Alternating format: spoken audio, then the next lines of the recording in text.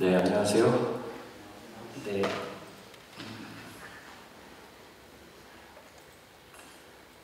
네.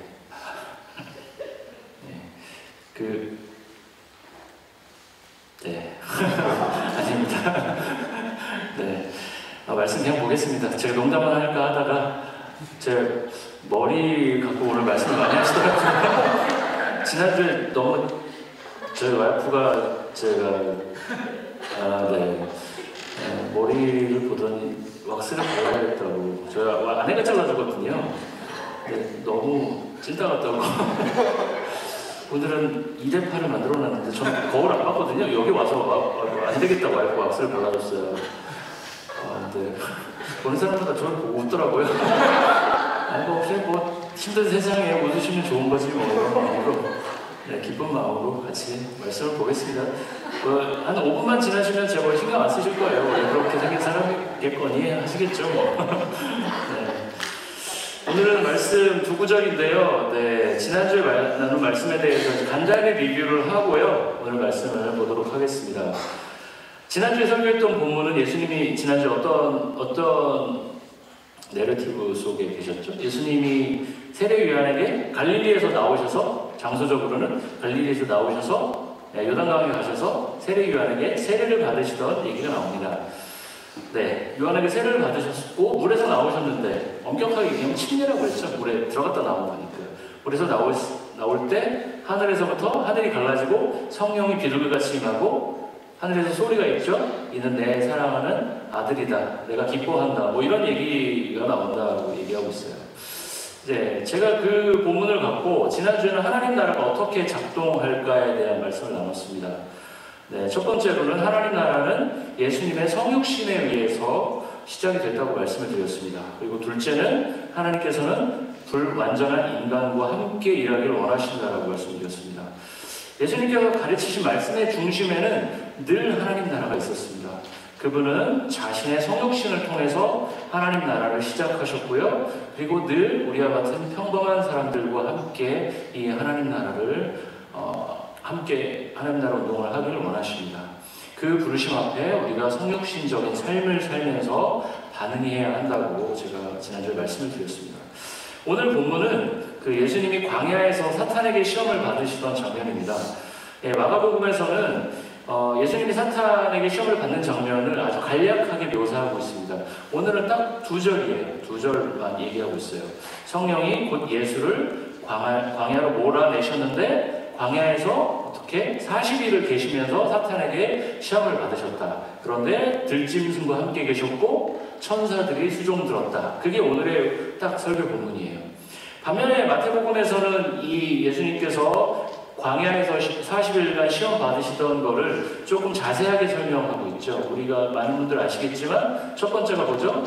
예수님한테 돌을 떡덩이로 만들어봐라. 그리고 두 번째는 성전 꼭대기에 올라가서 거기서 한번 뛰어내려봐. 네가 진짜 하나님의 아들이거든. 천사들이 받쳐줄 거야. 뭐 이런 얘기를 하고요. 세 번째는 굉장히 높은 산에 올라가서 천한 만국을 보여주면서 너가 나에게 엎드려 경배하면 내가 이 모든 것을 너에게 줄 거다. 뭐 이런 시험을 하고 있다고 얘기를 하고 있죠. 오늘 마가복음에서는 이 시험을 아주 간략하게 묘사하고 있어요. 저는 오늘 설교의 그 제목을 광야 앤 들짐승, 굉장히 생뚱한 제목이죠 사실은. 앞으로는 제목을 딱 봤을 때 오늘은 이런 설교가 되겠다라고 예측이 안 되게끔 제가 제목을 잡아보려고 해요. 하나님은 사랑이시다. 이러면 오늘 결론은 하나님이 사랑이구나. 이렇게 하면 재미가 없잖아요. 그래서 어떻게 할까 싶다가 그때 사실 저 광야와 들짐승은 오늘 설교의 가장 핵심적인 주제어예요. 그래서 제목이 설교랑 잘 어울립니다. 어쨌든 보겠습니다. 오늘 예수님께서 사탄에게 시험받는 장면, 이 곳이 어디죠? 광야입니다. 광야는 어떤 곳이죠? 광야의 사전적 의미를 찾아봤습니다. 국어사전에서는 광야를 텅 비고 아득히 넓은 들이라고 정의하고 있습니다. 영어사전에서는 보통 영어사전이 아니고 영어 성경에서는 주로 윌더니스라고 표현되어 있어요. 광야를. 광야는 그 풀 한 폭이 자라기 어려운, 강수량이 굉장히 적고, 그래서 풀 한 폭이 자라기 어렵게 기온이 굉장히 높고 이런 환경이죠. 그래서 굉장히 척박해서 사람이 살기 어려운 땅이라고 보시면 적절할 것 같습니다. 네, 그렇다면 이 성경에서는 광야라는 이 장소를 어떻게 신학적으로 보고 있는지를 살펴보도록 하겠습니다. 광야는 기본적으로 어디였죠? 전전주에 광야를 외치는 자의 소리가 있어 라는 본문을 우리가 다뤘습니다. 거기서 외치는 자의 소리가 누구죠? 바로 세례 요한이죠. 광야는 세례 요한의 사역의 중심지였습니다. 세례 요한이 주님의 길을 준비하던 곳이었습니다. 그래서 그 뒤에 오시는 예수께서 광야에서 뭔가를 시작하시는 게 어떻게 보면 좀 자연스러워 보입니다. 네, 광야가 당시 이스라엘 백성들에게 어떤 의미를 주는 지역인지에 대해서는 이사야서 40장 3절부터 11절까지 말씀을 좀 살펴봐야 되는데요. 좀 길어서 그냥 좀 생략을 하겠습니다.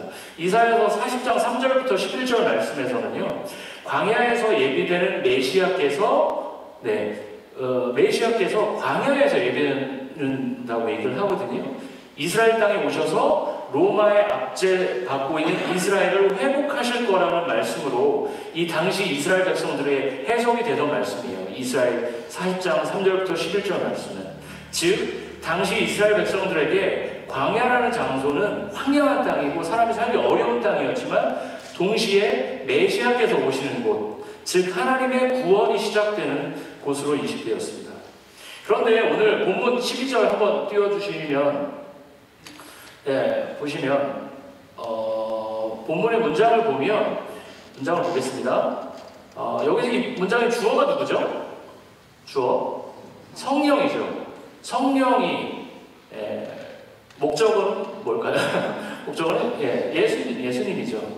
네. 본문은 성령께서 예수를 광야로 몰아내셨다고 표현하고 있어요. 여기서 내보내셨다는 표현의 헬라어 동사를 에크발레이라고 하는데요. 이 개정판에서는 몰아내셨다 이렇게 번역했지만 사실상 쫓아냈다는 표현이 더 적합하게 번역될 수 있는 그 동사거든요. 여기서 제가 퀴즈 하나 살짝 내볼게요. 쫓아냈다. 쫓아냈다는 표현을 들으면 성경의 어떤 부분이 우리가 혹시 떠오르는 부분이 있으신가요? 쫓아냈다. 누가 쫓겨났다. 귀신을 쫓아냈다. 또 아담. 네, 저는 제가 원했던 답은 아담이었습니다. 네, 감사합니다. 네, 아담이죠. 네, 아담입니다. 그래서 많은 신약학자들은 이 성경 본문을 하나님께서 아담을 에덴 동산으로부터 쫓아내신 사건과 연결지어서 해석을 합니다. 즉, 아담은 사탄의 시험에 넘어가 하나님의 명령을 어기고 에덴 동산에 쫓겨났죠. 광야로 쫓겨나, 그렇지만 예수님께서 어떻게 하셨죠? 광야로 쫓겨났지만 사탄에게 시험을 받았지만 그 시험을 이기시고 장차 새로운 에덴을 회복하실 거다라는 게, 그래서 이 마가복음의 이 저자 마가가 이 동사를 의도적으로 사용하면서 요 표현을 쓰고 있다는 거예요. 이 동사를 딱 들었을 때 이 당시 사람들은 아담을 떠올렸다는 거죠. 그리고 또 하나의 의견이 있습니다. 오늘 본문 보면 광야, 그리고 예수님께서 며칠 계시죠?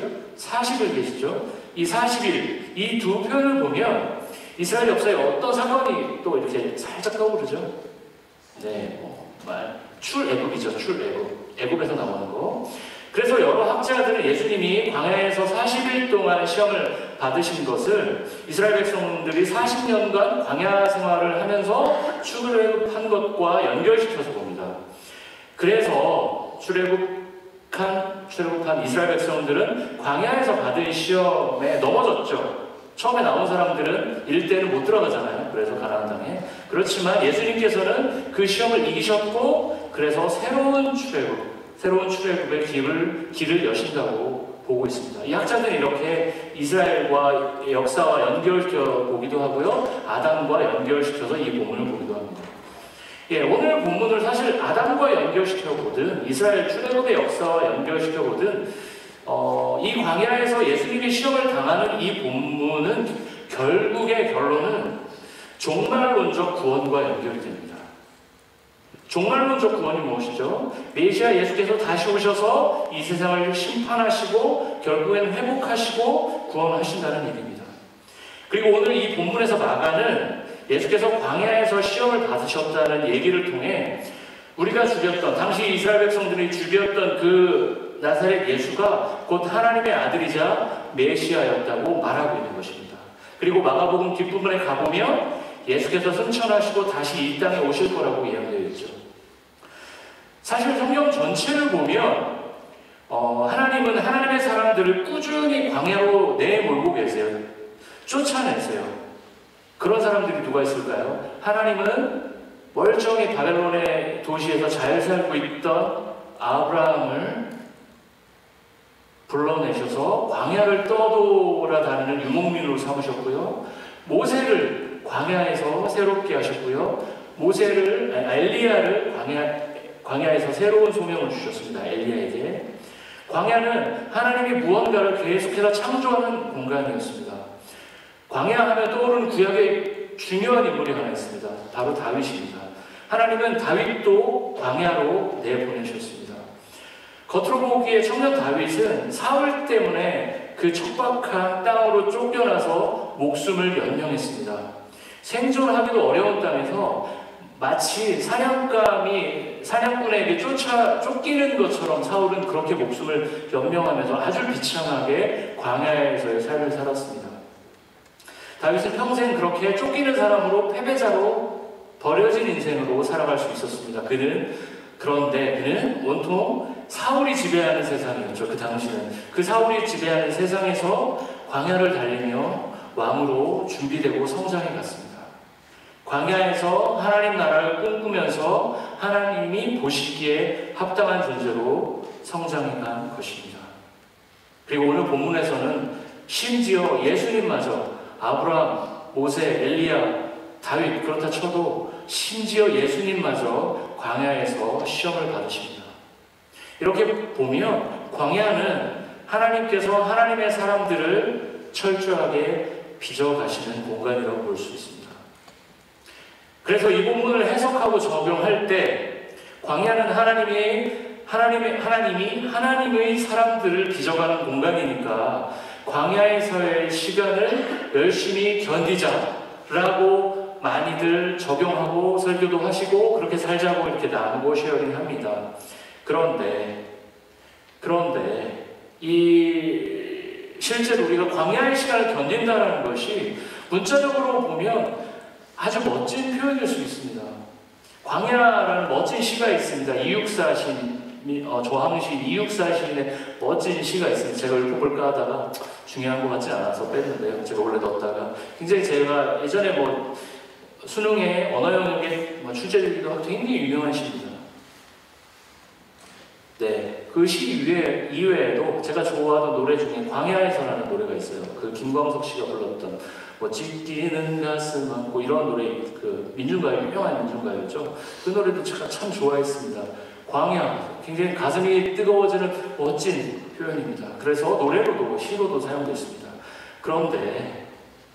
그런데 실제로 우리의 삶이 광야에서 살아가는 삶이라면 우리는 그렇게 멋진 시를 쓸 여유도 없을 거고요. 광야에 대한 노래를 부를 여유도 없을 겁니다. 부르고 싶지도 않을 겁니다.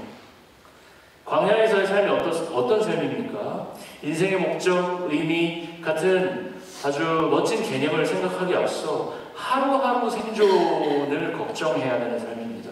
불안함과 함께 살아가는 삶입니다. 낮에는 더위, 밤에는 추위를 견디며 살아가야 하는 곳이 광야입니다. 그런데 왜 하나님은 이렇게 불안한 공간, 부족한 공간, 위험한 공간, 광야에서 사람들을 새롭게 하실까요? 그것은 광야라는 공간이 다른 것을 전혀 의지할 것이 없는 공간이기 때문입니다. 그곳이 인간이 풍요롭게 살기에 적합하지 않은 공간이기 때문입니다. 즉 사람들이 광야에 들어간 순간 우리는 하나님을 찾고 의지할 수밖에 없기 때문입니다. 현재 메트로 밴쿠버의 인구가 한 280만 명 정도 된다고 합니다. 그 인구 중에 지금 정기적으로 주일에 교회에서 예배를 우리가 드리는 비율이 1.5%를 넘지 않는다고 합니다. 100명 중에 2명이 안 되는 거예요. 1.5명 정도가 정기적으로 교회를 간대요. 이른바 제1세계 어디죠? 북미와 유럽 같은 소위 잘 사는 나라들의 대표적인 비율이지. 더 낮은 나라가 유럽은 더 낮고요. 그곳에는 명목상 그리스도인, 당신 크리스찬입니까? 그러면 크리스찬입니다 라고 하고 1년에 교회 한 번 가는 분들이 많죠, 여기에는. 근데 그런 분들이 아니라 실제 레귤러하게 최소한 일주일에 한 번이라도 공적인 예배에 참석하는 사람들이 1.5%가 안 된다는 거죠.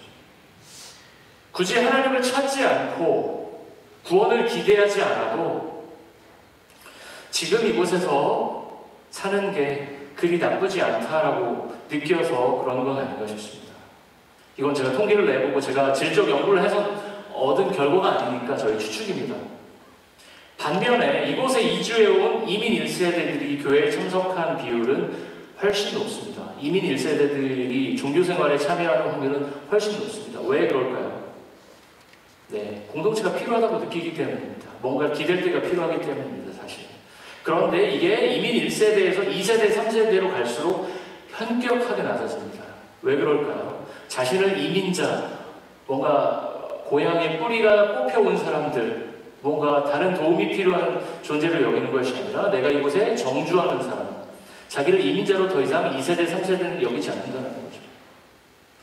한마디로 더 이상 공동체가 필요하지 않고 누군 절대자의 도움이 필요하지 않은 세대인 것입니다. 실제로 저희 아들 도화와 유아가 있지만 이제 10살, 4살, 11살, 4살 되지만 그 친구들이 나중에 30년 후에 제가 했던 어떤 헌신도의 신앙생활이 아니더라도 걔네들이 정말 예수님을 인격적으로 영접하고 하나님 나라 백성으로의 삶을 규칙적으로 잘 살아갈까에 대해서 확신할 수 있을까? 한 세대만 넘어가면 특히 2세대에서 이 밴쿠버에서 자신하기 어렵다라는 마음이 솔직히 듭니다. 우리 모두가 이런 어려움들, 자녀들을 대하면서 그런 어려움들을 맞이하고 있습니다. 그런데 이런 패턴들이 이 밴쿠버에서 2022년에만 벌어지는 것이 아니라 사사시대에도 있었죠. 사사시대 이민족이 침입했을 때는 어땠을까요? 이스라엘 백성들이 우리가 다 죽게 생겼습니다. 그러면 하나님이 사사를 보내주시죠. 그래서 사사는 종교 지도자이자 군사 지도자였습니다. 열심히 이민족과 싸웁니다. 그래서 평화의 시기가 찾아왔습니다. 제가 보기에 지구촌은 지난 한 30년간 비교적 평화의 시기를 살았던 것 같아요. 아주 짧지만 냉전 이후에 평화의 시기를 살았던 것 같아요. 그런데 우크라이나 전쟁이 빵 터지는 걸 보면서 이렇게 전쟁이 일어날 수 있구나. 국가와 국가의 대규모 전쟁이 이렇게 일어날 수 있구나. 이렇게 기후위기가 올 수 있구나. 이렇게 식량위기가 올 수 있구나를 우리는 지금 경험한 것 같습니다. 사사시대에 비슷한 사이클이 있었다고 제가 말씀드렸죠. 풍요로운 세상이 되면 우상숭배를 시작합니다. 이민족이 쳐들어오면 다시 하나님 앞에 울면서 엎드렸다가 풍요로운 세상이 오면 우리는 그 사사시대 사람들은 다시 우상숭배를 합니다. 네, 그렇다면 우리는 이 어려움과 풍요의 이 시대가 밴쿠버는 상대적으로 어려움을 덜 느끼기 때문에 하나님 앞에 간절함이 떨어지겠죠. 그래서 점점 하나님을 찾는 사람들의 발걸음이 낮아질 거고요. 그러면 우리는 어떤 선택을 해야 될까요? 우리가 부유하니까 하나님을 찾지 않으니까 우리가 갑자기 가난해져야겠다. 제3세계처럼 하루에 2불, 한국 돈으로 하면 2,000원 정도의 식비로 우리가 살아가자. 우리 앞으로 주빌리 교회 성도 여러분, 앞으로 내일부터 우리 하루에 1인당 2불로 살아가겠습니다. 우리가 그렇게 가난하게 살면서 하나님을 찾읍시다 라고 제가 설교해야 할까요? 우린 그렇게 살 수 없습니다. 이미 너무 풍요를 경험했기 때문에 우리가 그렇게 살 수 없습니다. 그리고 꼭 그렇게 살아야 한다고 저는 생각하지 않습니다. 불가능한 일입니다. 그렇게 산다는 게. 광야는 스스로 찾아자라는 곳이 아닙니다. 성경에서 언급된 광야는 쫓겨난 곳입니다. 심지어 예수님도 쫓겨나셨어요. 우리가 스스로 우리의 식비를 하루에 2불로 낮춰가면서 우리가 이렇게 가난하게 살면서 하나님을 찾자, 광야에 살면서 하나님을 더 간절하게 찾자라고 가는 곳이 광야가 아닙니다. 성경에서 드러나는 광야는 스스로 걸어 들어가는 곳이 아니고 우리에게 주어진 곳입니다. 어떻게 하면 회피하고 싶은 곳이 광야입니다. 물론 이렇게 반문하실 수도 있을 것 같아요. 선생님, 저는 지금 살아가는 하루의 삶이 광야입니다. 한 달 하루하루 정말 버티는 게 쉽지 않습니다. 이렇게 말씀하실 수도 있을 거라고 생각합니다. 네, 그렇게 힘들게 사시는 분들도 계시죠. 맞아요. 우리는 이렇게 때로는 정말 광야같이 느껴지는 이민자로서의 이 삶을 그럼 어떻게 살아야 될까요?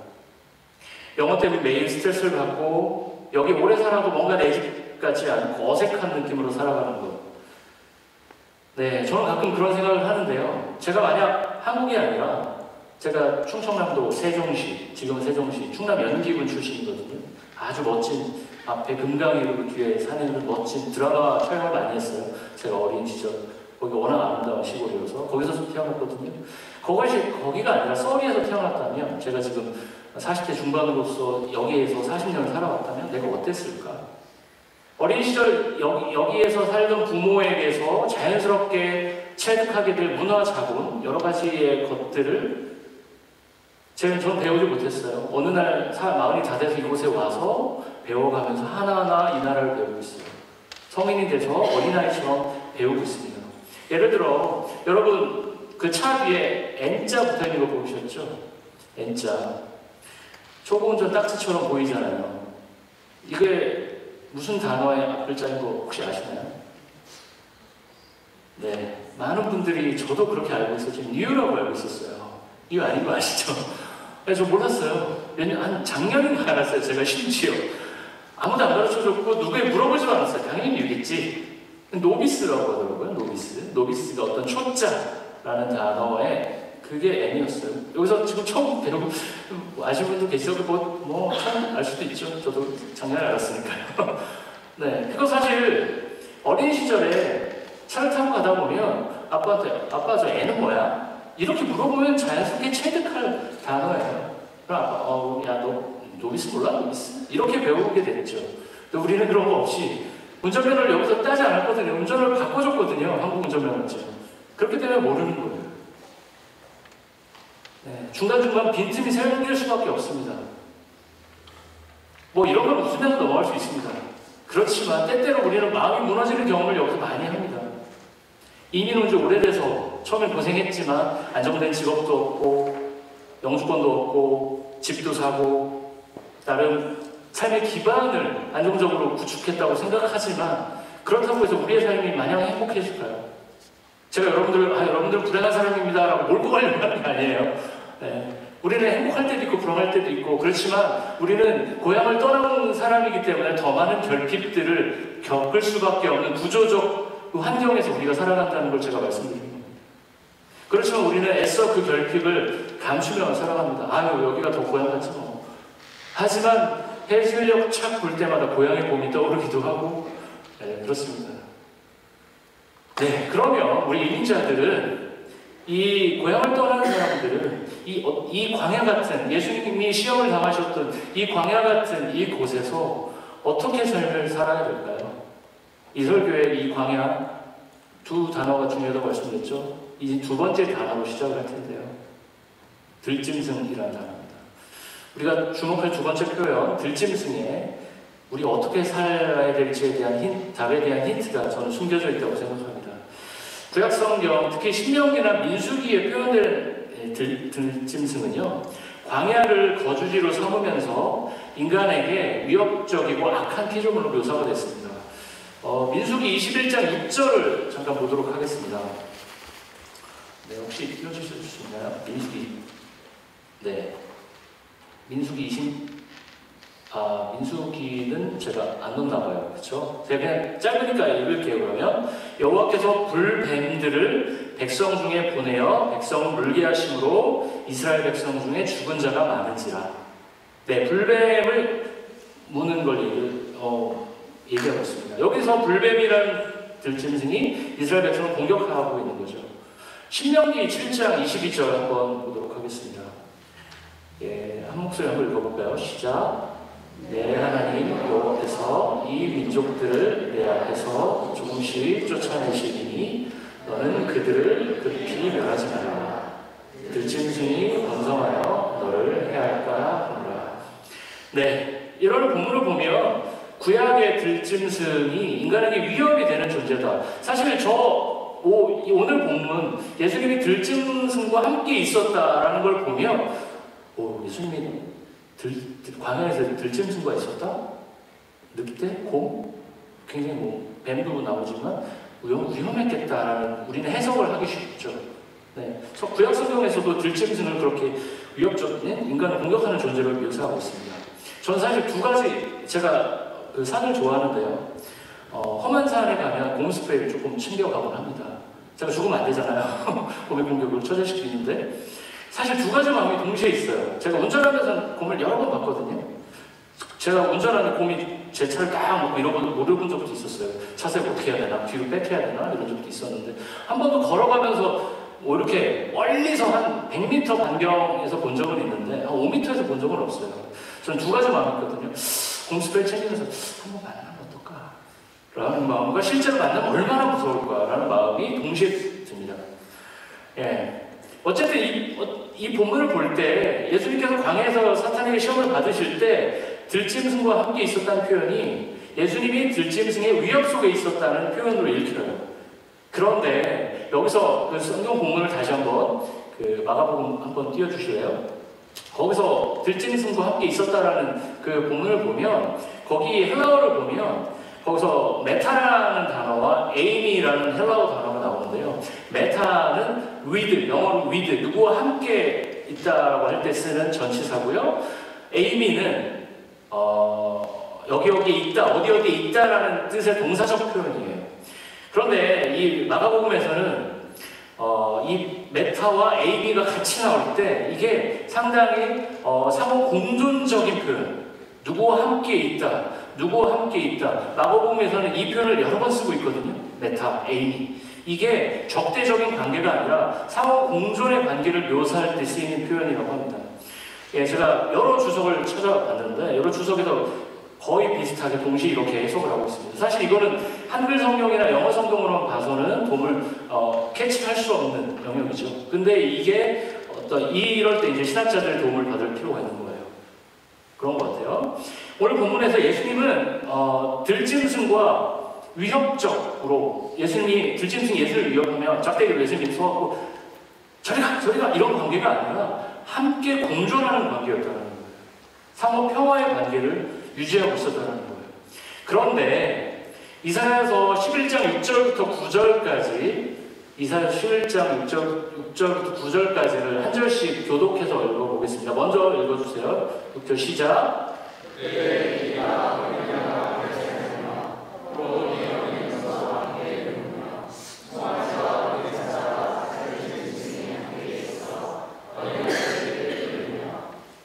염소와 곰이 함께 먹으며 그것들의 새끼가 함께 엎드리며 사자가 소처럼 풀을 먹을 것이며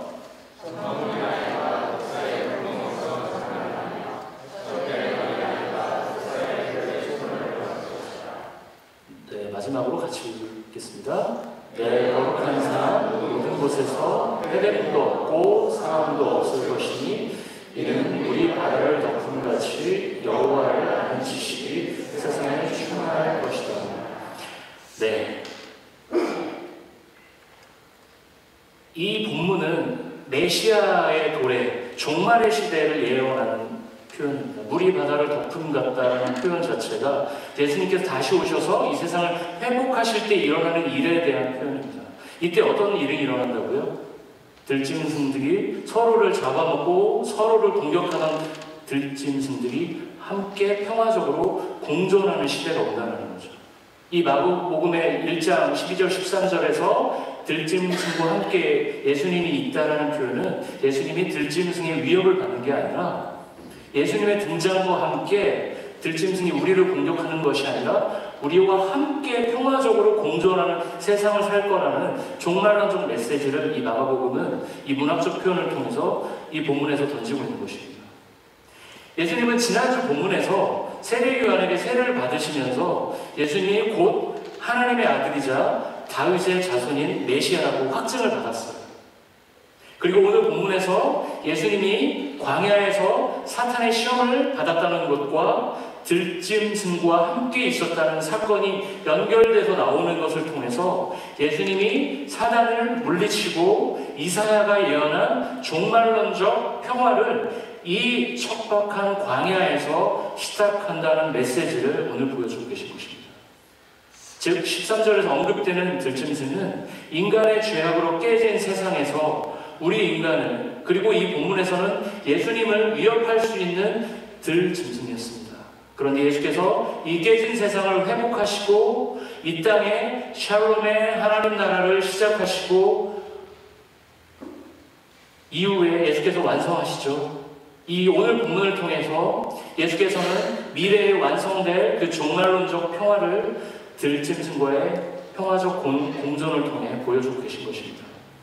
네, 이제 설교를 슬슬 마무리하려고 합니다. 이제 우리에게 결론은 정해졌습니다. 예수께서 광야에서 사탄에게 시험을 받은 것처럼 우리는 광야 같은 치열한 삶의 현장에서 수많은 시험과 유혹에 시달립니다. 그런 시험이 너무 극심해서 어떤 분들은 스스로 자기의 생명을 포기하기도 하고요. 어떤 분들은 정신적 병, 육체적 병에 걸리기도 합니다. 그러나 그 광야라는 그 공간은 극심한 고통, 위협, 불안함이 있는 공간이기도 하지만 하나님께서 하나님의 사람들을 빚어가는 공간이기도 합니다.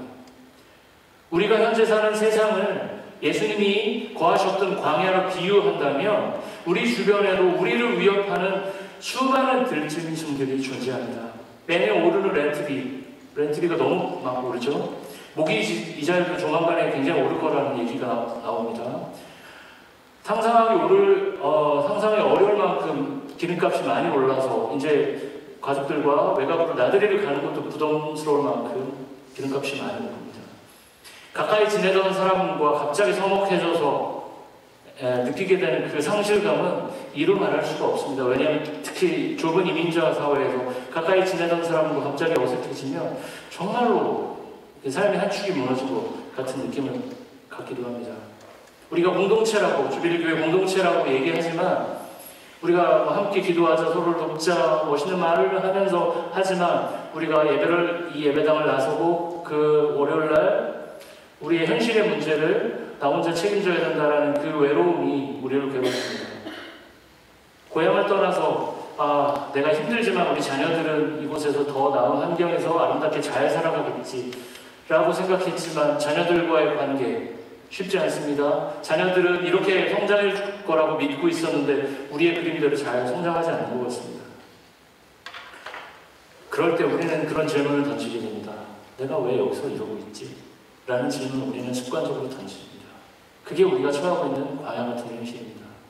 그런데 오늘 본문에서 마가는 예수께서 단지 시험받았다는 것을 언급하는 것으로 말씀을 마치지 않습니다. 메타와 에이미, 아까 말씀드렸죠? 메타와 에이미, 누구와 함께 있었다. 이 표현이 상호 평화적인 공존을 드러내는 헬라어 표현이라고 말씀드렸죠. 예수님께서 들짐승과 평화로운 관계를 맺고 계십니다. 예수님도 광야에서 시험을 받으면서 빚어지셨듯이 예수를 믿는 저와 여러분도 그런 광야 같은 삶을 살 것입니다. 그러나 예수께서 들짐승들과 화해를 한 것처럼 예수를 믿는 여러분과 저도 결국에는 그 완전한 종말의 하나님 나라에 속할 것입니다. 그것이 우리에게 유일한 희망입니다. 우리가 여기에서 안전한 어떤 환경을 만든 것이 우리의 희망과 우리의 보험이 아니라 들짐승, 우리가 살던 광야 같은 세상을 위협하는 수많은 들짐승이 우리를 위협하더라도 그 들짐승을 물리치는 것이 아니라 우리의 친구가 돼서 회복하는 그 세상을 예수께서 다시 이 땅에 만드실 거다라는 것이 우리의 삶의 유일한 희망입니다. 들짐승처럼 우리를 위협하고 있는 것처럼 보이는 것은 우리에게 영원한 위협이 될 수 없습니다. 그것은 순간적으로 우리를 위협하다가 그 효력을 다하고 말 것입니다. 왜냐하면 우리는 들짐승조차 화해하게 만드시는 하나님 나라의 백성이기 때문입니다. 이제 말씀을 마치겠습니다. 오늘 본문에서 예수님은 광야에서 사탄에게 시험을 당하셨습니다. 그러나 그 광야에서의 시험은 예수님의 사명을 훼손하지 못했습니다. 그리고 예수님께서는 들짐승들과 화해하시고 천사들의 수종을 받으며 그 기간을 견디셨습니다. 이제 우리의 차례입니다. 우리도 예수님과 같이 광야의 시간을 견뎌야 할 것입니다. 회피하면 안 될 것입니다. 특히 하나님 나라 백성으로 살아간다는 것은 제가 설교 때마다 계속 강조하지만 자발적으로 그리고 굳이 불편하고 좁은 길을 선택하는 삶입니다. 그래서 광야는 사람들이 죽어가기 좋은 환경이죠. 그렇지만 그 광야에서 죽어가는 이웃이 있다면 그들과 함께 살기 위해 노력하고 자기의 마지막 한 모금 물조차 그들과 나누는 것이 광야를 살아가는 그리스도인들의 삶의 자세일 것입니다. 예수께서 들 짐승과 화해한 것처럼 우리도 광야 같은 삶에서 서로 가시 같은 존재로 서로에게 상처를 주는 것이 아니라 서로를 보듬어 안으며 함께 걸어가야 할 것입니다. 제가 마지막으로 짧게 나누고 싶은 예화가 하나 있습니다. 제가 얼마 전에 유튜브에서 보다가 본 건데요. 영화배우 유지태 씨 얘기를 제가 보게 됐어요. 보신 분들도 계실 수도 있을 것 같은데요. 유명한 배우잖아요, 유지태 씨. 옛날에 살인의 추억에도 나왔나요? 살인의 추억이 아니고, 네. 올드보이. 죄송합니다. 뭔가에 안 써는 기억이 안 나요. 네, 그 유지태 씨가 굉장히 탑 클래스 배우죠. 뭔가도 굉장히 높은 걸로 알고 있고. 근데 영화를 촬영을 했대요, 어느 날. 근데 스턴트맨으로 일하는 무술 감독 한 분이 사고로 돌아가셨대요. 영화 그 위험한 걸 하다 보니까요. 그런데 영화관은 물론이고 그 주변에서 다들 어떡하냐 하면서 어떻게 불쌍하게만 여기지 이분을 어떻게 도울지 나서는 사람이 없었답니다.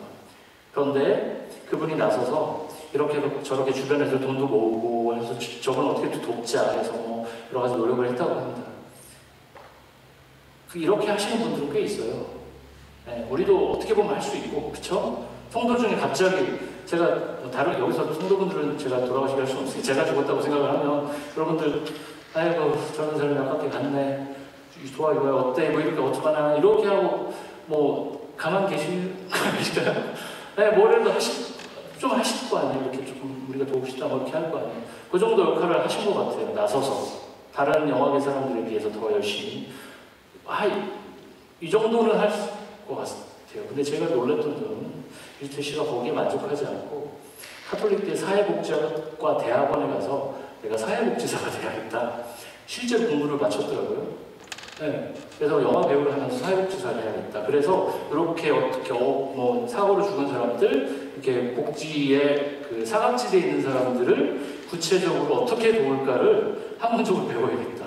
석사과정에 들어가서 공부를 했더라고요. 너무 깜짝 놀랐습니다. 이런 상상력이 어디서 나왔지? 제가 그런 구글링을 바로 합니다. 저는. 이 사람의 종교는 뭘까? 직업정신을 발휘해서.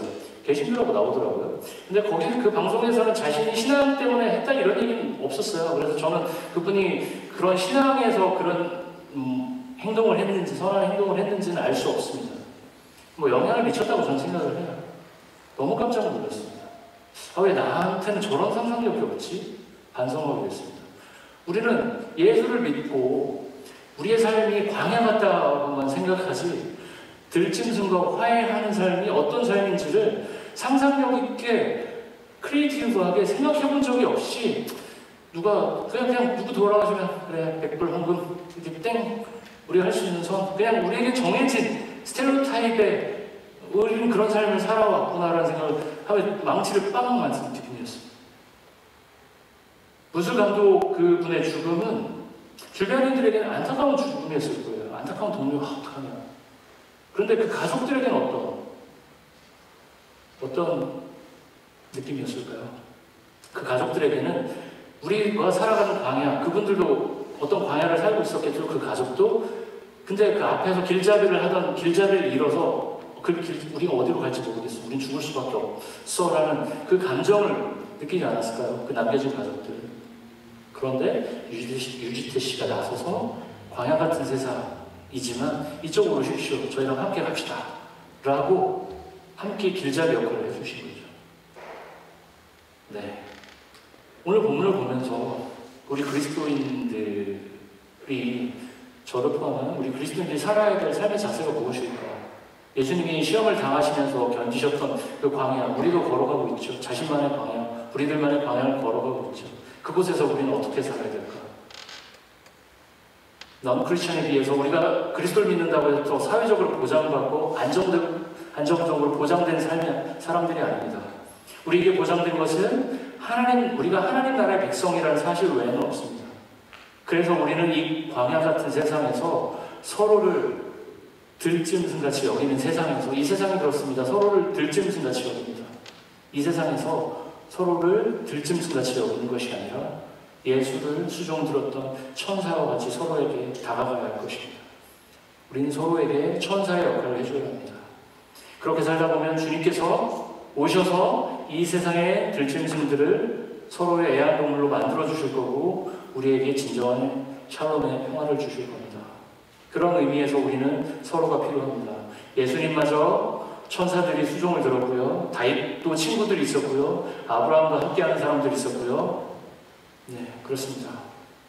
그곳에서 우리는 광야에 살지만 희망을 갖고 서로를 바라보며 함께 걸어가는 동지들과 함께 하나님 나라를 꿈꾸며 살아갈 수 있습니다.